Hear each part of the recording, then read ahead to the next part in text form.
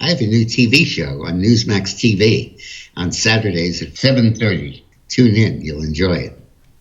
Wilson had been very active in negotiating the Treaty of Versailles, ending World War I, and in promoting the League of Nations, which was founded at the conference.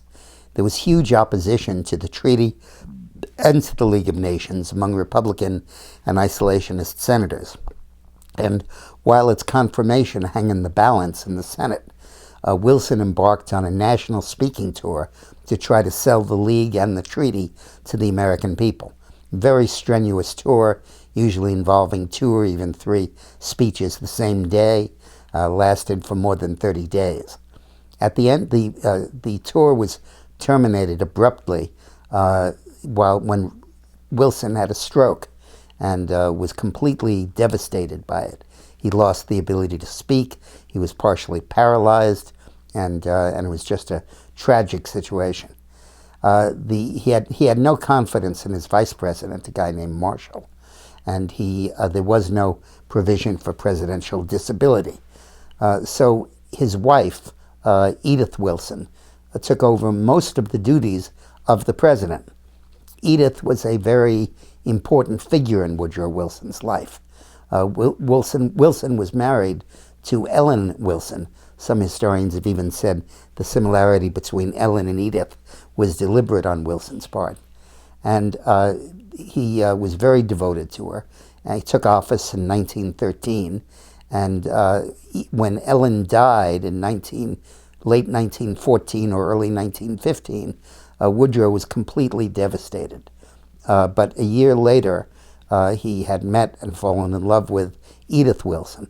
And after a year after Ellen's death, they were married.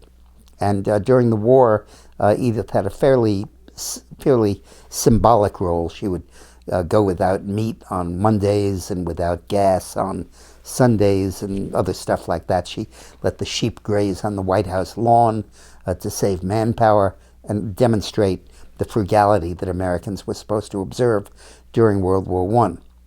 But after Woodrow's stroke, Edith really moved into the role of president. She would decide what documents he would see, what information he would get. She would do the presenting. She would do the briefing. Nobody else was allowed in this, and nobody was allowed to see President Wilson, not even members of his cabinet. And at that point, there was a very tricky period going on when the Senate was negotiating the ratification of the League of Nations and of the Versailles Treaty in general. And many, many senators, particularly moderate Democrats and Republicans, felt that they basically approved of the League, but wanted certain amendments or certain changes in the structure to assure their vote for ratification. Particularly, they were concerned about surrendering American sovereignty to the League in things like declaring war and issues of that sort. And Woodrow was very stubborn about it, and after the stroke, much more stubborn. Many have believed that the stroke impaired his mental abilities and made it impossible for him to be a rational actor in those negotiations.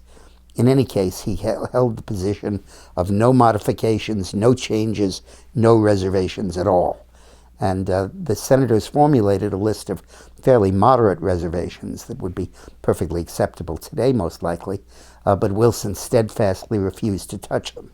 And while it was clear that the treaty would have been ratified with those reservations, it could not be ratified without them. And the whole League died, the whole Treaty of Versailles died with it, was discredited with it, and it almost directly led to the events in Germany that led to World War II.